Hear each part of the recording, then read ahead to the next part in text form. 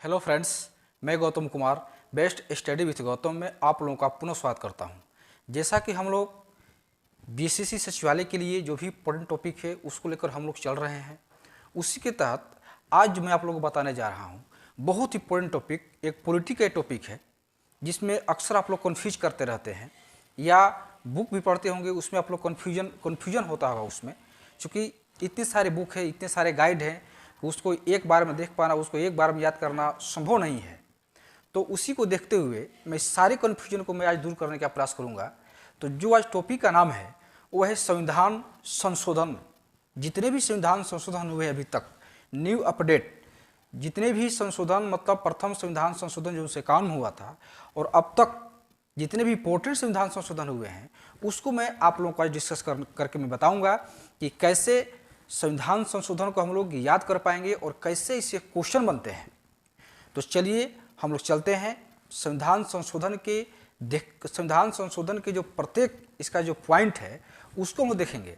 सारे संविधान संशोधन को याद करने की जरूरत नहीं है, कुछ मेन जो संविधान संशोधन है उसी को हम देखेंगे, क्योंकि संविधान संशोधन तो बहुत सारे हो गए हैं, अभी तक संविधान संशोधन बहुत सारे हो गए हैं। तो उस सारे संविधान संशोधन को देखने से उतने देखने की जरूरत भी नहीं है और उतना याद भी नहीं रह पाएगा, इसलिए कुछ महत्वपूर्ण संशोधन है उसी को हम लोग देखेंगे। तो चलिए चलते हैं। तो देखिए, ये है प्रमुख संविधान संशोधन, न्यू अपडेट। तो संविधान संशोधन की जो चर्चा है भाग 20 में अनुच्छेद 368 में किया गया है। ये बात आप लोग पहली बार समझ लीजिए कि भाग 20 कितने भाग हैं, 22 भाग हैं संविधान में टोटल। उसमें जो भाग 20 है उसमें संविधान संशोधन की चर्चा की गई है मूल संविधान में। तो भाग 20 और अनुच्छेद कौन, 368। तो पहले ये याद कर लेना है कि संविधान संशोधन की जो चर्चा है भाग 20 में है और अनुच्छेद कौन सा है, 368। तो अब हम लोग चलते हैं, पहला संविधान संशोधन 1951 में हुआ था, ये बात आप लोग याद कर लीजिए। प्रथम संविधान संशोधन 1951, इसमें दो पॉइंट आप लोग को याद करना है, एक है भूमि सुधार और दूसरा है भारतीय संविधान में 9वीं अनुसूची जोड़ी गई। इसको हम लोग समझ लेते हैं। जो प्रथम संविधान संशोधन हुआ उसमें दो बातें इंपॉर्टेंट है। पहला, जो भूमि सुधार किया गया था, जमींदारी उन्मूलन की जो व्यवस्था की जा रही थी, बहुत सारे सुधार उसमें हो रहे थे, चूँकि आज़ादी जो 1947 से मिली थी, तो उसके तहत प्रथम संविधान संशोधन 1951 में हुआ। तो भूमि संबंध जितने भी सुधार हो रहे थे 1951 में हुए। उसके बाद जो 9वीं अनुसूची है, कहने का मतलब ये है कि जो अभी तक आप लोग अनुसूची पढ़ते होंगे, टोटल अनुसूची 12 है, मूल संविधान में 8 ही अनुसूची थी। तो 8 अनुसूची के बाद 9वीं अनुसूची जोड़ी गई, कब, प्रथम संविधान संशोधन में 9वीं अनुसूची जोड़ी गई। इसलिए इससे दो बातें इंपॉर्टेंट है, पहला भूमि सुधार और दूसरा 9वीं अनुसूची को प्रथम संविधान संशोधन के तहत संविधान में जोड़ा गया। तो ये बात आप लोग समझ गए होंगे। अब हम चलते हैं दूसरा जो है 7वां संविधान संशोधन 1955, मतलब पहला हुआ, उसके बाद 2 से लेकर 6 तक इंपॉर्टेंट नहीं है, उसको छोड़ देते हैं हम लोग। अब 7वां चलते हैं। 7वां संविधान संशोधन 1955 में हुआ। इसमें भी दो बात इंपॉर्टेंट है। पहला, राज्य पुनर्गठन अधिनियम 1955 पारित किया गया, जिसमें 14 राज्य और 6 केंद्र शासित प्रदेश शामिल किए गए। और दूसरा, 2 या अधिक राज्यों के लिए एक उच्च न्यायालय की व्यवस्था की गई। कहने का मतलब यह है कि जो 7वां संविधान संशोधन 1955 में हुआ उसमें 14 राज्य और 6 केंद्र शासित प्रदेश को बनाया गया। जितने भी उसके पहले जो राज्य थे, क ख ग घ अंग करके क ख ग घ तक 4 तरह के राज्य थे, उस सारे को समाप्त कर दिया गया। जो आप लोग पॉलिटी पढ़िएगा उसमें राज्य दिया गया है कि क में कौन राज्य है, ख में कौन है, ग में ग है और घ में कौन है। तो उन सारे को समाप्त करके 14 राज्य और 6 केंद्र शासित प्रदेश बनाया गया, पहला पॉइंट। और दूसरा पॉइंट क्या किया गया, देखिए दूसरा पॉइंट है 2 या 2 से अधिक राज्यों के लिए एक हाई कोर्ट की व्यवस्था की गई, जो कि आज भी है। 2 या 2 से अधिक राज्य के लिए, इससे मान लीजिए अंडमान निकोबार किस उच्च न्यायालय में आता है, तो कोलकाता उच्च न्यायालय में आता है, और पश्चिम बंगाल कोलकाता है ये है। लक्षद्वीप केरल के अंतर्गत आता है, केरल में केरल है ये है। तो कहने मतलब ये कि 2 या 2 से अधिक राज्यों के लिए एक उच्च न्यायालय की व्यवस्था की गई, किसमें, 7वां संविधान संशोधन नियम 1955 में। तो ये बात आप लोग समझ गए होंगे। तीसरा चलते 11वां संविधान संशोधन 1961, मतलब 7वां से लेकर के 10वां तक, 7 से लेकर के 10 तक इंपॉर्टेंट नहीं है, उसको हम लोग छोड़ देते हैं। अब 11वां चलते हैं, ये 1961 में हुआ है। ये कह रहा है कि निर्वाचक मंडल की रिक्तता के आधार पर राष्ट्रपति तथा उपराष्ट्रपति के निर्वाचन की वैधता की चुनौती नहीं दी जा सकती है। इसका मतलब ये हुआ कि अगर राष्ट्रपति और उपराष्ट्रपति का चुनाव होता है तो आप लोग पढ़े होंगे राष्ट्रपति का चुनाव कैसे होता है, उपराष्ट्रपति का चुनाव कैसे होता है। एक निर्वाचक मंडल के द्वारा होता है। अब उस निर्वाचक मंडल में कौन कौन से शामिल होंगे, तो राष्ट्रपति का चुनाव आप लोग जानते हैं, लोकसभा, राज्यसभा, विधानसभा के सदस्य शामिल होते हैं। उपराष्ट्रपति के चुनाव में कौन कौन शामिल होते हैं ये अलग मैटर है, उसको हम अलग से पढ़ेंगे कि निर्वाचक मंडल कौन कौन शामिल होते हैं। यहाँ पर ये कहने का मतलब ये इसका है कि निर्वाचक मंडल अगर अधूरा है, अगर निर्वाचक मंडल पूरा नहीं होता है, अगर मेंबर उपस्थित नहीं होते हैं, तो इस आधार पर यह कहकर हम लोग नहीं चुनाव करेंगे कि निर्वाचक मंडल अधूरा है। नहीं, निर्वाचक मंडल अधूरा होने के बाद भी हम लोग राष्ट्रपति और उपराष्ट्रपति का चुनाव करेंगे। उसको ये कहकर के हम लोग चुनाव को खारिज नहीं कर सकते कि निर्वाचक मंडल में जो भी मेंबर है नहीं है, मतलब रिक्त स्थान है, तो राष्ट्रपति या उपराष्ट्रपति का चुनाव नहीं होगा। नहीं, राष्ट्रपति उपराष्ट्रपति का चुनाव होगा, चाहे निर्वाचक मंडल अधूरा क्यों कोई नहीं हो, रिक्त क्यों नहीं हो। तो ये कह रहा है कौन, 11वां संविधान संशोधन अधिनियम 1961। ये समझ गए होंगे आप लोग। अब चलते हैं 15वां संविधान संशोधन अधिनियम 1963। ये सिंपल है, हाई कोर्ट के न्यायाधीशों की सेवानिवृत्ति की आयु 60 से बढ़ाकर 62 कर दी गई। ये तो आप लोग समझ गए होंगे कि जो हाई कोर्ट है उसकी सेवानिवृत्ति की जो उम्र है 60 वर्ष पहले थी, अब बढ़ा करके 62 वर्ष कर दी गई। कब? 1963 में। अगला है, सबसे इंपॉर्टेंट है, 21वां संविधान संशोधन अधिनियम 1967। ये क्या कह रहा है कि सिंधी भाषा को 8वीं अनुसूची में जोड़ा गया, यानी 15वां भाषा बना सिंध भाषा। इसका अर्थ ये हुआ कि मूल संविधान में, हम लोग का जो मूल संविधान में, उसमें 14 भाषा का जिक्र किया गया है। मूल संविधान में 14 भाषा का जिक्र किया गया है, लेकिन अगर वर्तमान में पूछा जाए कि कितनी भाषाएं हैं संविधान के अंतर्गत, तो 22 भाषाएं हैं। मतलब 8 भाषाओं को जोड़ा गया संविधान में संशोधन करके। तो 14 भाषा तो मूल भाषा संविधान में जो पहले से ही संविधान में था, तो 14 के बाद जो 15वां भाषा हुआ वो सिंधी भाषा हुआ। तो यही कह रहा है 21वां संविधान संशोधन, यही कह रहा है कि सिंधी भाषा को 8वीं सूची में जोड़ा गया, यानी 15वां भाषा के रूप में। अब हम लोग चलते हैं 71वां संविधान संशोधन क्या कह रहा है, इसी से रिलेटेड है। 21वां, 71वां और 92वां। तो 21वां में सिंधी भाषा, 71वां में कोंकणी, नेपाली और मणिपुरी को जोड़ा गया, यानी 15 और 3 कोंकणी, नेपाली, मणिपुरी, 15, 3, 18। 71वां में 3 और भाषा जोड़ा गया, अब भाषाओं की संख्या 18 होगी। 92वां संविधान संशोधन में क्या हुआ कि इसमें 4 भाषा जोड़ी गई, संथाली, बोडो, डोगरी और मैथिली। तो 15, 3, 18 और 4, 22, मतलब कुल भाषाओं की संख्या 22 है। तो अब आप लोग समझ गए होंगे कि मूल संविधान में 14 भाषा और जो संशोधन हुए उसके तहत 8 भाषाएं जोड़ी गई। अब मूल भाषाओं की संख्या कितनी हो गई? 22 भाषाएं हो गई है। अब हम चलते हैं 26वां संविधान संशोधन 1971 में हुआ। इसमें क्या कहा गया कि भूतपूर्व राजाओं के पृथ्वी पर तथा विशेष अधिकार को समाप्त कर दिया गया। जो भी उस समय के राजा थे, जो पहले से जमींदारी व्यवस्था थी, उसको खत्म कर दिया गया। बस यही बात इंपॉर्टेंट है। जितने भी रजवाड़े थे उसको समाप्त करने की घोषणा कर दी गई 26वां संविधान संशोधन अधिनियम 1971 के द्वारा। अब हम चलते हैं 31वां संविधान संशोधन अधिनियम 1973। यह भी 71 है। 26वां कब हुआ? 71 में। और 31वां कब हुआ? 73 में। इसमें क्या किया गया कि लोकसभा के सदस्यों की संख्या 525 से बढ़ा करके 545, जो कि वर्तमान में कितना है? 545 है। 543 प्लस 2 एंग्लो इंडियन, जो कि अब एंग्लो इंडियन की व्यवस्था खत्म कर दी गई है, और अधिकतम 552। तो इसको देखते हुए 525 से बढ़ा करके 545 कर दी गई। अब हम चलते हैं 35वां संविधान संशोधन अधिनियम 1974। इसमें बहुत सी छोटी बात की गई। सिक्किम को सह राज्य का दर्जा दिया गया। किसमें? 35वां में। और 36वां में क्या किया गया? सिक्किम को पूर्ण राज्य का दर्जा दिया गया। ये याद रखिए, सिक्किम को सह राज्य का दर्जा 35वां में, और 36वां में सिक्किम को पूर्ण राज्य का दर्जा दिया गया। अब है 41वां संविधान संशोधन 1976। इसमें क्या किया गया कि लोक सेवा आयोग के सदस्यों की जो उम्र है, सेवानिवृत्ति की जो उम्र है, 60 से बढ़ाकर 62। यहाँ पर देखिए आप लोग, ये 15वां संविधान क्या कह रहा है कि हाई कोर्ट के न्यायाधीशों की सेवानिवृत्ति की आयु 60 से बढ़ाकर 62 कर दी गई। और यहाँ पर 41वां क्या कह रहा है कि लोक सेवा आयोग के सदस्यों की सेवानिवृत्ति की आयु 60 से बढ़ाकर 62 कर दी गई। तो दो बातें सेम है, केवल यहाँ लोक सेवा आयोग है और यहाँ हाई कोर्ट है।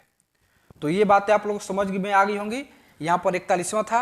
अब अगला जो संशोधन है 42वां संविधान संशोधन 1976 बहुत ही इंपॉर्टेंट संशोधन है, इसको आप लोग ध्यानपूर्वक देखिएगा। 42वां संविधान संशोधन 1976, इसको लघु संविधान भी कहते हैं, क्योंकि इसमें बहुत सारे संविधान में संशोधन हुए थे। जैसे अनुच्छेद में हुए, भाग में हुए, देखिएगा आप लोग, भाग में बहुत सारे भाग का अनुच्छेद संशोधन किया गया, अनुच्छेद में बहुत सारे अनुच्छेद का संशोधन किया गया। इसलिए इस जो संशोधन अधिनियम है इसको लघु संविधान भी कहा जाता है। तो इसका पहला पॉइंट है, इसको लघु संविधान कहा जाता है। पहला पॉइंट में लिख दिया हूँ कि 42वें संविधान संशोधन को लघु संविधान कहा जाता है। दूसरा पॉइंट, प्रस्तावना में 3 शब्द जोड़े गए। देखिएगा, प्रस्तावना में 3 शब्द जोड़े गए। कौन कौन? समाजवादी, पंथ निरपेक्ष, समाजवादी, पंथ निरपेक्ष, अखंडता, 3 शब्द प्रस्तावना में जोड़े गए। अगला पॉइंट है, भाग 4 क तथा अनुच्छेद 51 क के द्वारा मूल कर्तव्य जोड़ा गया। देखिए, सबसे इंपॉर्टेंट है, मूल कर्तव्य की जो चर्चा है भाग 4 क में और 51 क अनुच्छेद में है। अगर भाग पूछे तो भाग 4 क और अनुच्छेद पूछे तो 51 क में मूल कर्तव्य की चर्चा है। तो किस संविधान संशोधन जोड़ा गया? 42वां के तहत जोड़ा गया। तो इंपॉर्टेंट हुआ। अगला देखिए, नीति निर्देशक तत्व को मूल अधिकार पर प्राथमिकता दी गई। जो भी नीति निर्देशक तत्व है जो आप लोग पढ़े होंगे, उनसे 36 से लेकर 51 तक जिस जिस तथ्यों का उसमें जिक्र किया गया है, वो सब को मूल अधिकार पर वरीयता दी गई है, मूल अधिकार पर प्राथमिकता दी गई है कि कहीं अगर मूल अधिकार और नीति निर्देशक तत्व आपस में टकरा जाएं तो उस स्थिति में नीति निर्देशक तत्व को मूल अधिकार पर प्राथमिकता दी गई है। तो ये पॉइंट हो गया आपका। अगला पॉइंट है, राष्ट्रपति कैबिनेट की सलाह मानने के लिए बाध्य है। ये देखिए, सबसे इंपॉर्टेंट पॉइंट, राष्ट्रपति जो है अगर कैबिनेट कोई भी सलाह मंत्रिमंडल कहें, कैबिनेट कहें, कोई भी सलाह कैबिनेट मंत्रिमंडल देती है राष्ट्रपति को, तो राष्ट्रपति को उस सलाह को मानने के लिए बाध्य होना पड़ेगा। ये 42वां में था, लेकिन जैसे ही 44वां संशोधन होता है, उसमें आप लोग बताएंगे यहाँ पर, जैसे ही 44वां संविधान संशोधन 1978 में होता है, उसमें क्या किया गया कि जब मंत्रिमंडल कोई सलाह राष्ट्रपति को देगा तो राष्ट्रपति एक बार पुनः मंत्रिमंडल के पास उस सलाह को पुनर्विचार के लिए भेजेगा। लेकिन अगर फिर वही सलाह मंत्रिमंडल राष्ट्रपति को सलाह दे देता है तो राष्ट्रपति उसको मानने के लिए बाध्य है। कहने का मतलब ये है कि एक बार पुनर्विचार के लिए भेजने की शक्ति प्राप्त हो जाती है 44वां में, लेकिन 42वां में कोई शक्ति प्राप्त नहीं है। जैसे ही मंत्रिमंडल कोई सलाह देगा राष्ट्रपति को, तो राष्ट्रपति को सलाह मानने के लिए बाध्य होना पड़ेगा। तो ये था। अगला पॉइंट है, राष्ट्र सूची से समवर्ती सूची में हस्तांतरित। कुछ ऐसे विषय थे जो राष्ट्र सूची के विषय थे, उसको राज्य सूची से हटा करके समवर्ती सूची में हस्तांतरित किया गया।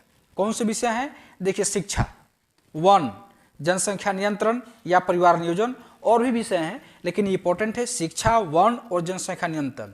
ये राज्य सूची का विषय था, इसको हटाकर समवर्ती सूची में डाल दिया गया। जो आप लोग पढ़े होंगे अनुसूची, सूची, तो देखिएगा 7वां सूची में 3 सूचियों का वर्णन है, राज्य सूची, संघ सूची, समवर्ती सूची, जो आप लोग पढ़े होंगे। तो उसी के तहत इसकी चर्चा की गई है कि राज्य सूची में जो भी विषय थे, 4-5 विषय हैं, उन विषयों को हटा करके समवर्ती सूची में डाल दिया गया था। तो ये सूची आप लोग याद कर लीजिएगा। और अगला पॉइंट है कि लोकसभा तथा विधानसभा की जो अवधि है 5 वर्ष से बढ़ा करके 6 वर्ष। जो आप लोग जानते होंगे कि लोकसभा तथा विधानसभा के जो कार्यकाल होता है 5 वर्ष का होता है, तो उस टाइम 5 वर्ष से बढ़ा करके 6 वर्ष कर दिया गया। लेकिन 44वां में क्या होता है कि पुनः 6 वर्ष से घटा करके 5 वर्ष कर दिया गया, जो कि यहाँ पर हम लोग देखेंगे। तो 42वां हुआ, ये खत्म हो गया, आप लोगों का समझ में आ गया होगा, हमको उम्मीद है। अब 44वां चलते हैं, 78 में हुआ। इसमें देखिए क्या क्या हुआ।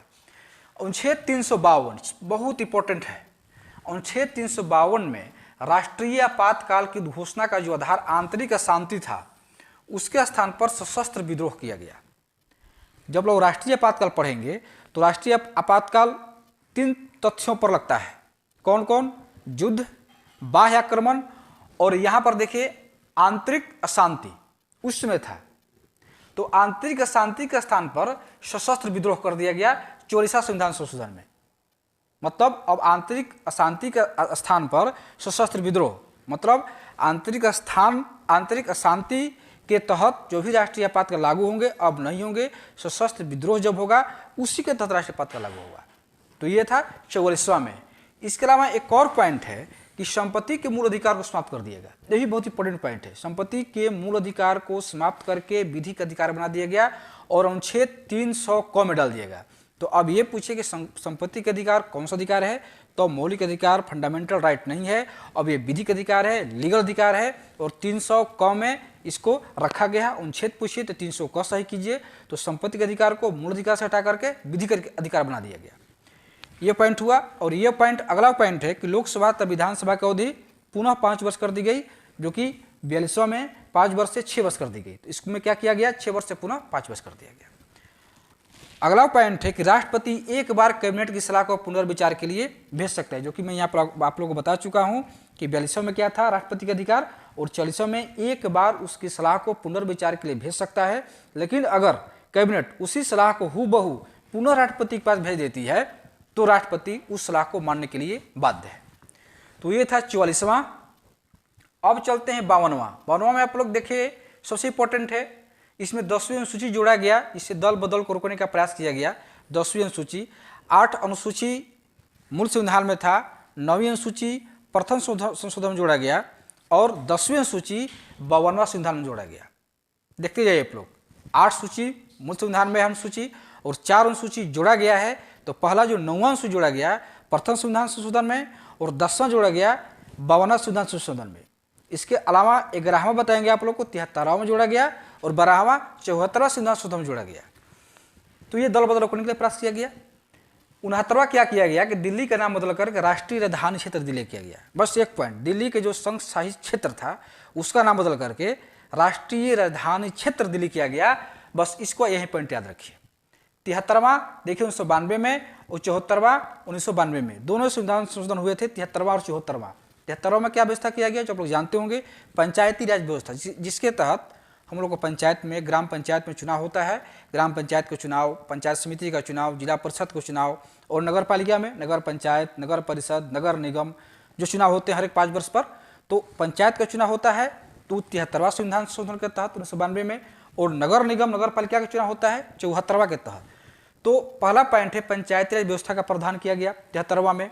और क्या क्या जोड़ा गया, सबसे इंपॉर्टेंट ये है कि 73 में क्या क्या जोड़ा गया। तो देखिए, भाग 9 जोड़ा गया, पहली बात भाग 9 जोड़ा गया, अनुसूची 11 जोड़ी गई, और अनुच्छेद 243 से लेकर के 243 ओ तक जोड़ा गया। ये बात याद रखिए, अनुसूची 11, यहाँ पर अनुसूची 10 है, यह अनुसूची 11 हो गया, और अनुच्छेद 43 से लेकर ओ तक। वहीं 74वां में क्या जोड़ा गया, इसमें नगर पालिका का प्रावधान, नगर पालिका, नगर निगम, नगर पंचायत, जो भी शहर क्षेत्र में जो चुनाव होते हैं 5 वर्ष पर, वो 74वां में होता है। और इसमें क्या जोड़ा गया, इसमें भाग 9 क जोड़ा गया, उसका अनुसूची 12 जोड़ा गया, और अनुच्छेद में 243 से लेकर के जेड जी तक जोड़ा गया। इसमें 16 अनुच्छेद जोड़े गए, इसमें 18 अनुच्छेद जोड़े गए। तो अगर ये पूछे कि भाग 9 को में किसकी चर्चा है, तो नगर पालिका यानी शहरी स्थानीय शासन की चर्चा है। और अगर ये पूछे कि भाग 9 में किसकी चर्चा है, तो पंचायती राज यानी ग्राम पंचायत की चर्चा की गई। अब हम लोग चलेंगे अगला संविधान संशोधन, 84वां संविधान संशोधन, उसको देखते हैं। इसमें क्या किस चीज़ की चर्चा है, इसमें देखिए 84वां में क्या है, 84 में क्या है, 1991 की जनगणना, 1991 की जनगणना के आधार पर लोकसभा तथा विधानसभा के सीटों की संख्या 2026 तक नियत रहेगी। यानी 2026 तक जितने भी लोकसभा और विधानसभा की सीटों की संख्या है उसमें कोई बदलाव नहीं होगा 1991 जनगणना के अनुसार। किस संविधान संशोधन में है, 84वां में है। ये इंपॉर्टेंट अमेंडमेंट है, इसको आप लोग ध्यान से देखिएगा। इसके बाद 86वां क्या है, 86 क्या है, इसको देखिए। जो अनुच्छेद 51 क और भाग 4 क में मूल कर्तव्य की चर्चा है, जो आप लोग पिछले अमेंडमेंट में पढ़े हैं, उसमें 42वां में, उसमें मूल कर्तव्य की संख्या कितनी है, 10 है।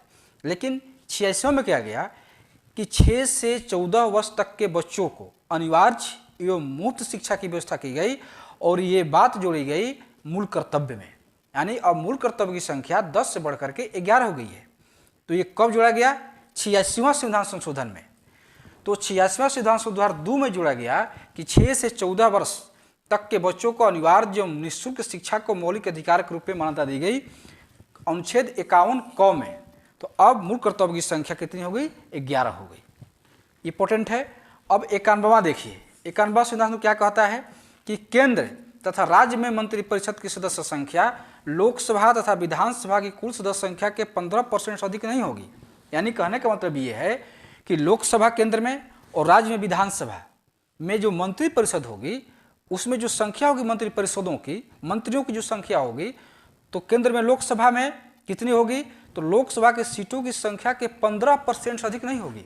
ये बात समझ लीजिए आप लोग कि लोकसभा में और कोई मंत्री है, मंत्रिपरिषद का गठन हो रहा है बहुमत के बाद, सरकार बनने के बाद, तो उस मंत्रिपरिषद में लोकसभा के जितने मेंबर हैं उसका 15% से अधिक नहीं होना चाहिए।